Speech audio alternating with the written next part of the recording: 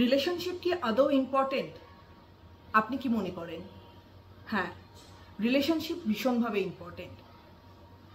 Relationship যদি না থাকে আমরা বাঁচতে পারতাম না। সেই রিলেশনশিপগুলোকে টিকিয়ে রাখার দায়িত্ব কিন্তু আপনার আমার।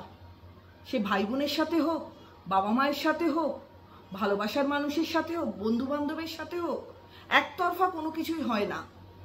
আপনাকেও যতটা এগোতে হবে, উল্টো দিকের মানুষটাকেও ততটা এগোতে হবে। টাকা দিয়ে কিন্তু ঘুম কেনা যায় না, টাকা দিয়ে কিন্তু শান্তি কেনা যায় না, টাকা দিয়ে হেলথ ইন্স্যুরেন্স কেনা যায়, হেলথকে কিন্তু কেনা যায় না। কাজেই একটা মানুষের সাথে আরেকটা মানুষের সম্পর্ক যদি টিকিয়ে না রাখতে পারি, তাহলে কিসের ভালোবাসা, কিসের একে অপরের প্রতি দায়বদ্ধতা, কমিটমেন্ট?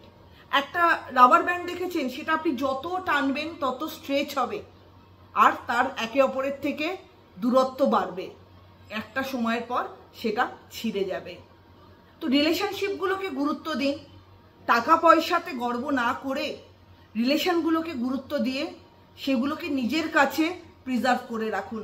আমরা কত বছর বাঁচি? 70, 80, 90? অলরেডি কিন্তু এতটা বছর আমাদের চলে গেছে। যারা 20-তে আছেন 20 বছর গেছে, যারা 40-এ আছেন 40 বছর অলরেডি ওভার, যারা 60-এ আছেন তাদের 60 বছর অলরেডি ওভার। তো এই তিক্ততাগুলো কেন? তিক্ততাগুলো না রেখে একটা রিলেশনশিপের সাথে আরেকটা রিলেশনশিপ ভালো রাখার চেষ্টা করুন একে অন্যের সাথে। দেখবেন ভালো থাকবেন। এবং সরি একটা ওয়ার্ড যেটা বললে পর কিন্তু যে কোনো জায়গায়, যে কোনো সময়, যে কোনো রিলেশনশিপ ভালো হয়ে যায়। কাজেই ভালো রাখার দায়িত্ব রিলেশনশিপ আপনার। কিভাবে ভালো রাখবেন সেই দায়িত্বটাও আপনার। আমি আজকে ছোট্ট একটা জাস্ট ইনফরমেশন আপনাদের সাথে শেয়ার করলাম।